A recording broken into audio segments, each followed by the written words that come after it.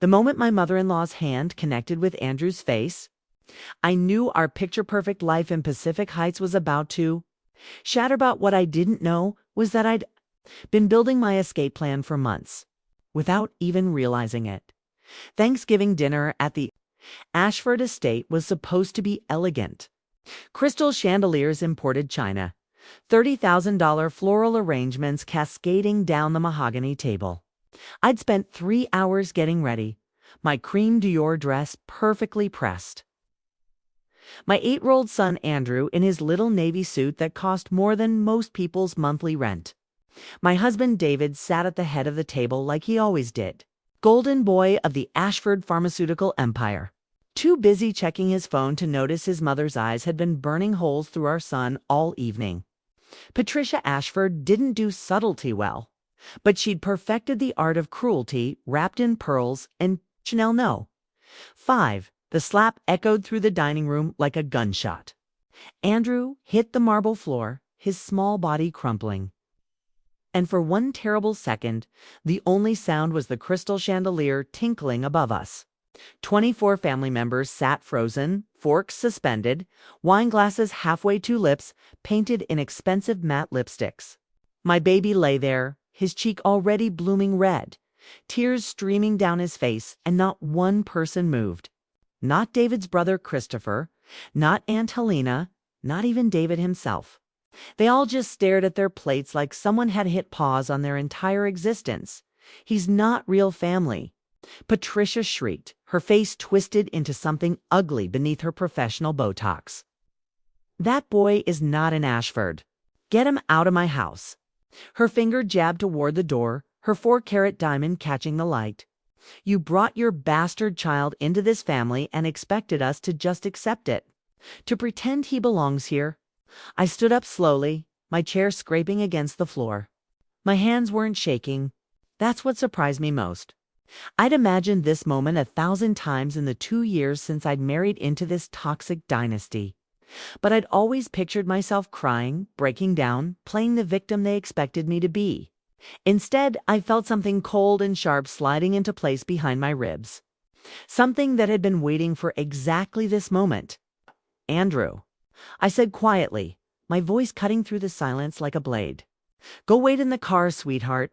He scrambled up, his little hands pressed to his burning cheek, and ran. I heard the front door slam, and only then did I turn my full attention to Patricia. She was still standing, her chest heaving, her face flushed with rage, and probably her 3rd glass of Chateau Margaux. David was finally looking up from his phone, his expression caught between shock and something that looked almost like relief. Like he was glad someone had finally said what they'd all been thinking. But you know what? I didn't say 6 words. I said 7. And they changed everything. I'd been recording every family dinner for months. Patricia's Hermes plate slipped from her fingers and shattered against the marble. Shards of bone china scattering like her carefully constructed world. The room didn't just freeze, it imploded. Every face turned toward me, and I watched the color drain from Patricia's cheeks. Watched David's eyes go wide. Watched Aunt Helena's hand fly to her throat. I pulled my phone from my clutch, the small recording device I'd been hiding in my necklace for 18 weeks. Now synced and backed up to 3 separate cloud servers. Would you like to hear the highlight reel? November 10th, you told Christopher's wife that she was too fat to be seen in public with the family. October 23rd, you called David's business partner a slur. I won't repeat at this table. September 15th. You told me that Andrew would never inherit anything because he wasn't pure Ashford blood. I smiled. And it felt like ice cracking. Should I keep going? Because I've got hours of this, Patricia. Hours of your venom, your racism, your abuse. All time-stamped, all crystal clear. The little Patricia lunged forward, but David caught her arm. Mom, stop. His voice was barely a whisper. His face had gone gray. Amanda, what am I doing? I interrupted, tucking my phone back into my clutch. I'm protecting my son. Something none of you seemed interested in doing. I looked around the table at the Ashford family in all their designer glory. You know what's funny? I came into this marriage thinking you were better than me. thinking I needed to earn my place here, prove I was worthy of the Ashford name. I let you make me feel small. I let you treat my son like he was less than because his father died before we met David.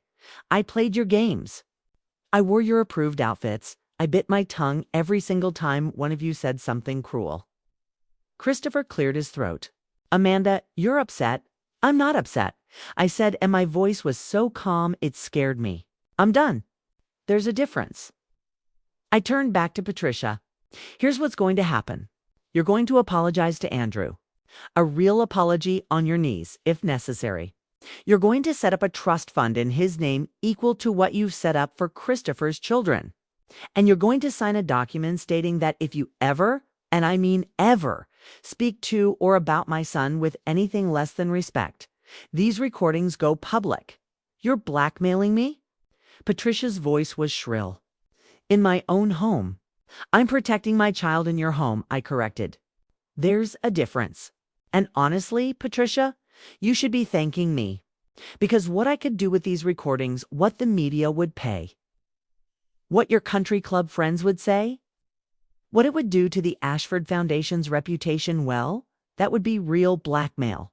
This is just setting boundaries. David stood up, his napkin falling to the floor. Amanda, we need to talk about this privately. No, the word came out harder than I intended. We don't, because there is nothing left to talk about. Your mother assaulted my 8-year-old son in front of your entire family, and not one of you said a word. Not one. You all just sat there like it was normal, like it was acceptable, like my baby boy deserved to be hit for the crime of existing in your precious bloodline. I grabbed my clutch and started toward the door, my heels clicking against the marble with each step. The sound echoed in the silence, and I felt every eye following me. I'll be filing for divorce on Monday, I said without turning around. My lawyer will be in touch about custody arrangements for any future Ashford events, though I can't imagine why Andrew would want to attend. You can keep the house in Pacific Heights, David. Keep the cars. Keep the club memberships. Keep all of it. I'll take my son, my dignity, and these recordings. I think I'm getting the better deal. You'll get nothing. Patricia screamed behind me. You signed a prenup. You'll be penniless. I stopped at the archway and looked back over my shoulder. You think money is what I'm after? You really don't know me at all. I smiled, and this time it reached my eyes. But you're right about one thing. I did sign a prenup. One that becomes null and void if I can prove marital misconduct or family abuse. Guess what I've been documenting for months? The look on David's face told me everything I needed to know. He knew exactly what I'd caught on those recordings, and it wasn't just his mother's abuse. But that revelation could wait. Right now, I had a son waiting in the car. A son who needed to know that his mother would burn down empires to protect him. Who needed to understand that family wasn't about blood or money or last names. It was about who showed up when everything fell apart. I walked out of that mansion and didn't look back. Even as I heard Patricia screaming, even as I heard china shattering against walls, even as the perfect Ashford Thanksgiving dissolved into chaos behind me.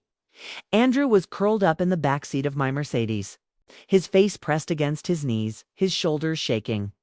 I slid in beside him and pulled him into my lap, and he wrapped his arms around my neck so tight I could barely breathe. I'm sorry, Mama, he sobbed. I'm sorry I'm not, don't you dare, I whispered fiercely, holding him closer. Don't you dare apologize for being exactly who you are. You are perfect, Andrew. You are loved. You are wanted. And I will never, ever let anyone make you feel otherwise again. But, she said, she's wrong. I pulled back just enough to look into his eyes, his beautiful brown eyes that looked just like his father's, his real father. The man I'd loved and lost before David ever entered our lives. Family isn't about who you're related to, baby. It's about who fights for you. And I will fight for you until my last breath. He buried his face in my shoulder again. And the first held him while he cried, while the November fog rolled in over San Francisco. While the life I'd built over the past 2 years crumbled like Patricia's shattered plate. And somewhere in the back of my mind, I was already planning my next move. Already thinking about the recordings I hadn't mentioned. The ones that would make Patricia's cruelty look like child's play. Because here's what the Chavis didn't know. I hadn't just been recording family dinners. I'd been documenting everything. Every hushed phone call, every secret meeting, every lie David told about working late. I'd been building a case not just against Patricia's abuse, but against the entire family's corruption. The pharmaceutical patents they'd stolen, the FDA officials they'd bribed, the clinical trials they'd falsified. I'd spent 2 years playing the trophy wife, smiling and nodding and pretending I didn't notice the rot beneath the designer surface. But I'd noticed everything. And now I was going to make them pay for every tear my son had shed, for every moment they'd made him feel less than, for every time they'd looked through him like he was invisible. Not with my hands, with their own secrets, their own crimes, their own carefully constructed lies. I buckled Andrew into his seat and climbed behind the wheel, my hands steady on the leather steering wheel. In my rearview mirror, I could see the Ashford mansion lit up like a Christmas display. All those windows glowing gold against the fog. It looked beautiful from the outside, just like everything else in their world. But I knew what was inside. I knew the truth. And in exactly 72 hours? So would everyone else, the question they should have been asking wasn't what I recorded at Thanksgiving dinner? The question was, what had I been planning all along, and why had I waited until tonight to finally make my move? But by the time they figured it out, it would be too late. The clock had started ticking the moment Patricia's hand hit Andrew's face, and I'd already set pieces in motion that none of them saw coming. I pulled out of the circular driveway and headed toward the city lights, toward the apartment I'd been secretly renting for 3 months.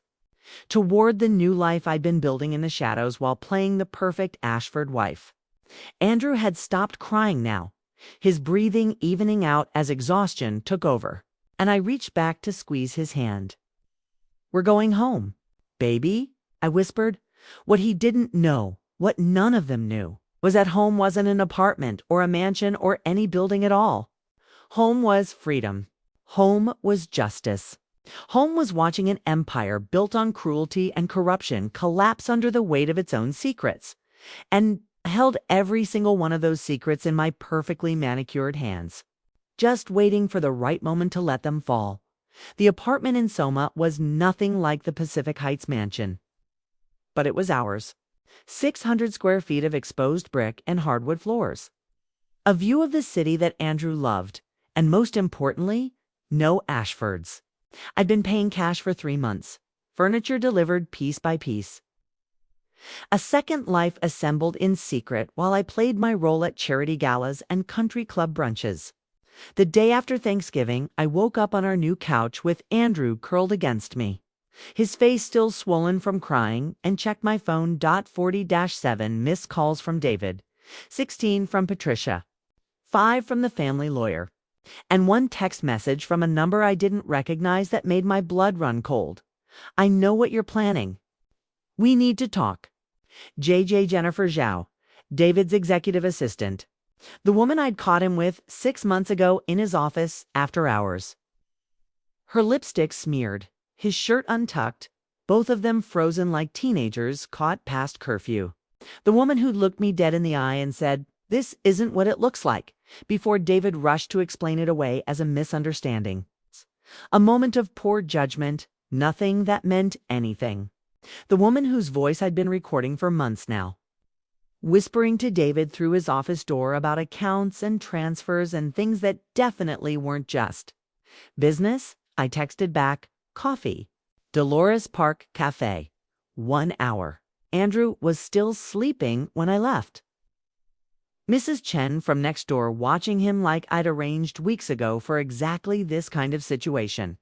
The morning fog was burning off as I walked through the Mission, past murals and taquerias and a San Francisco that felt more real than any country club ever had. Jennifer was already waiting at a corner table, her usual polished appearance slightly cracked around the edges.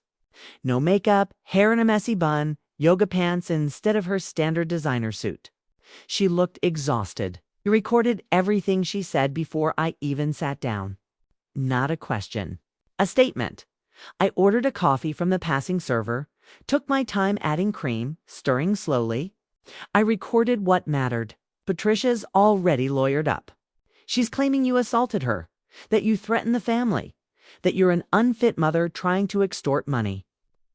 Jennifer leaned forward. She's going to destroy you, Amanda. She has resources you can't even imagine. Is that why you're here? To warn me. I sipped my coffee, watching her over the rim. Or did David send you to negotiate? Something flickered across her face. Baby or fear? Neither. I'm here because I have recordings, too. The coffee suddenly tasted bitter. I set it down carefully. Recordings of what? Everything Patricia thinks she's hidden. Everything David's been lying about. Everything the Ashford Foundation has been covering up for the past decade. Jennifer pulled out her phone, slid it across the table. On the screen was a folder containing hundreds of audio files, documents, photographs. I've been David's assistant for 7 years. You think you saw corruption? You only scratched the surface. I scrolled through the files, my heart pounding. Clinical trial data showing their flagship medication caused strokes, buried by paid-off researchers.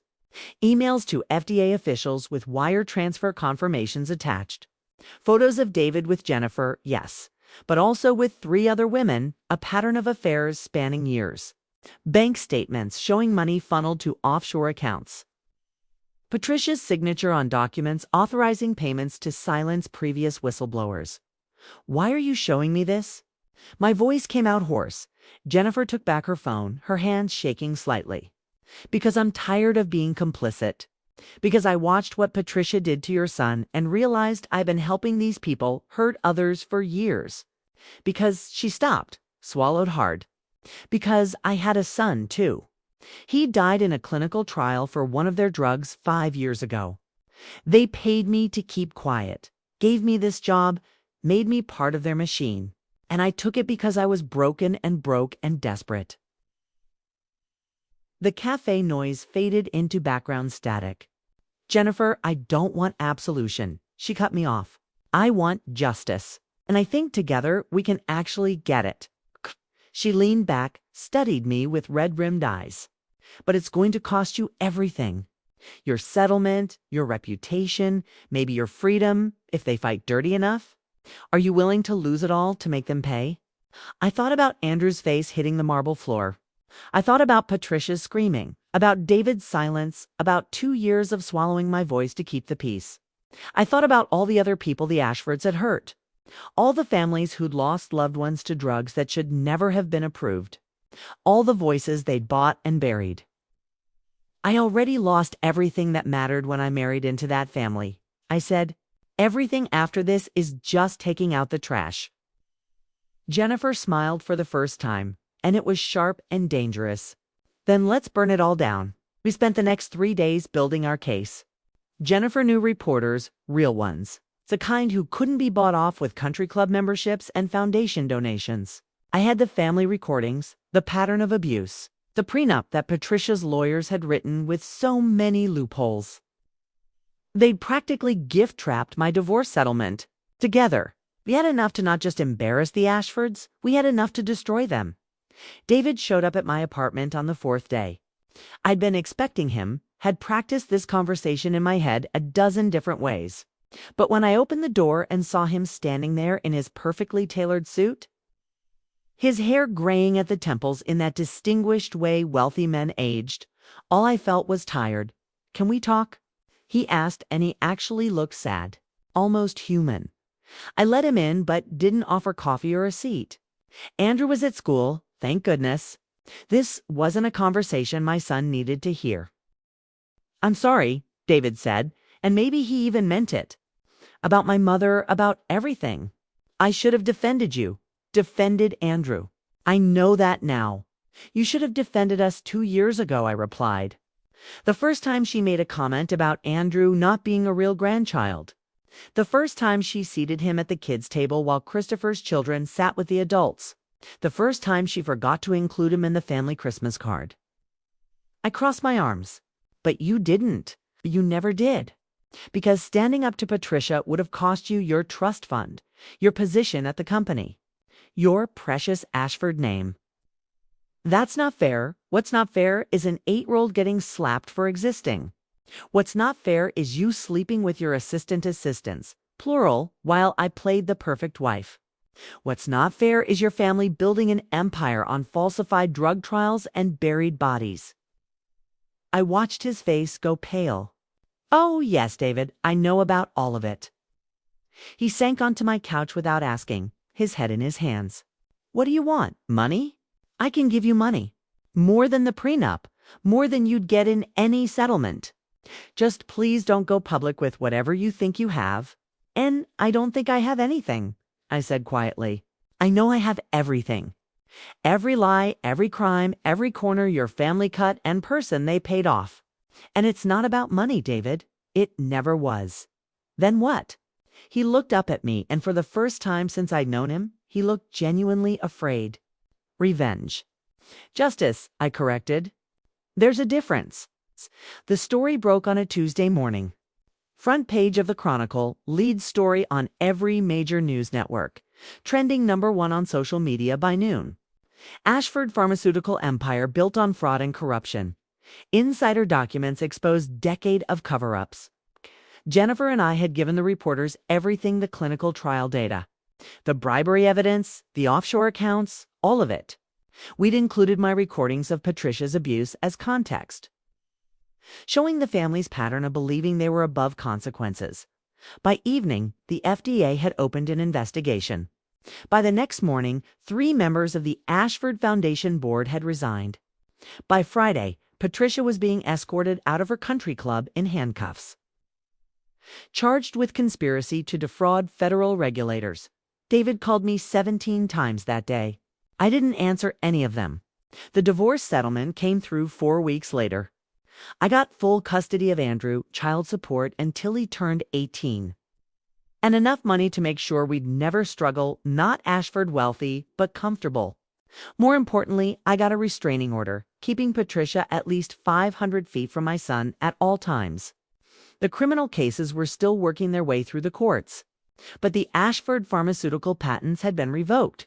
Their stock had crashed. And the family mansion in Pacific Heights was up for sale to pay legal fees.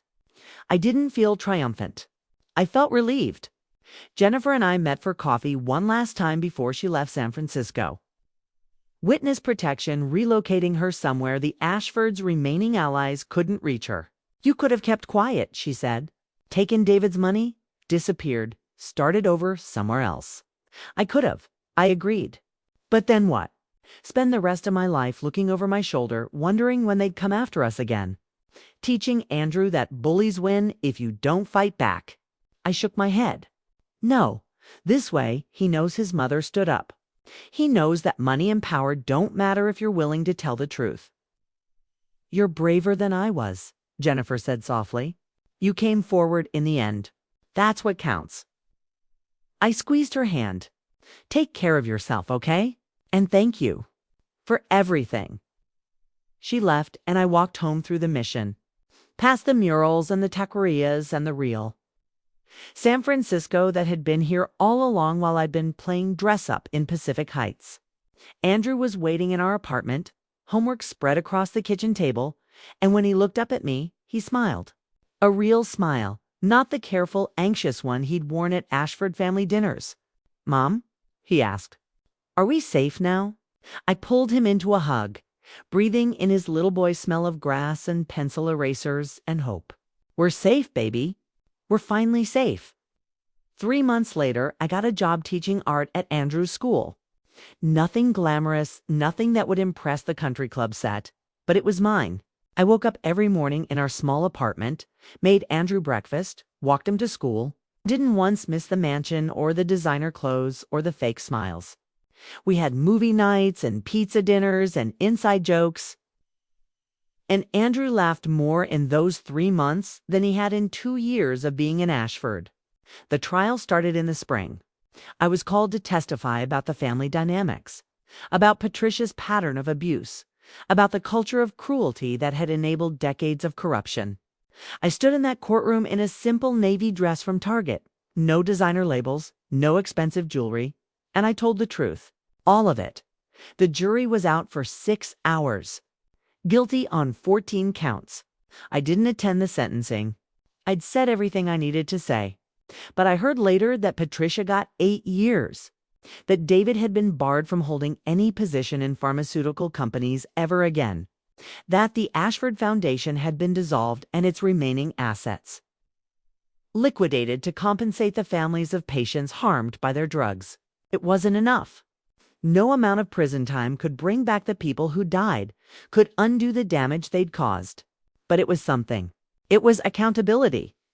And in a world where the wealthy rarely face consequences that mattered. Andrew and I moved to Oakland that summer, a little house with a backyard where he could play. I started painting again, something I'd given up when I married David because Patricia thought art was hobby, not a career. My work wasn't museum quality, but it was honest, and people seemed to respond to that. Small galleries, local shows, enough commissions to supplement my teaching salary. We were happy. 1 year after that Thanksgiving dinner, Andrew and I were having our own celebration in our small dining room. Just us, a roasted chicken I'd made myself, store-bought pie because I'd never learned to bake. No crystal chandeliers, no imported china, no guest list scrutinized for social value. Just a mother and son, grateful for each other, grateful for the truth, grateful for the courage it had taken to walk away. "Mom," Andrew said, helping me clear the dishes. "I'm glad we're not Ashfords anymore." "Me too, sweetheart." I kissed the top of his head. "Me too." My phone buzzed with a text from an unknown number. For a moment, my heart seized, but it wasn't a threat. It was Jennifer, from her new life, somewhere safe. Just checking in. "Happy Thanksgiving." "We did good," I texted back. "We did." Because at the end of it all, that's what mattered. Not the money or the mansion or the revenge. We'd told the truth when it was hard. Stood up when it was dangerous. Protected the vulnerable when the powerful tried to crush them. We'd proven that courage wasn't about being fearless. It was about being terrified. And doing the right thing anyway, Andrew went back to his homework. And I sat in our small kitchen with my cheap wine and my secondhand furniture. And I felt richer than I ever had in Pacific Heights. Because I'd learned the most important lesson of all. Real family isn't about blood or last names or trust funds. It's about who shows up, who fights, who refuses to let you face the world alone. And my son and I, we showed up for each other. Every single day. And that was worth more than all the Ashford money in the world. The Ashfords had wanted to make me small, to make my son invisible, to crush anyone who didn't fit their perfect picture. But we'd survived. More than that, we'd won. Not because we destroyed them, though we did. We won because we walked away with our dignity, our truth, and each other. We won because Andrew would grow up knowing his worth, knowing that no amount of money could make cruelty acceptable, knowing that his mother loved him enough to risk everything. That Thanksgiving dinner had been meant to break us. Instead, it freed us. And every day after, we chose freedom over fear, truth over comfort, love over everything else. That's the real moral of the story.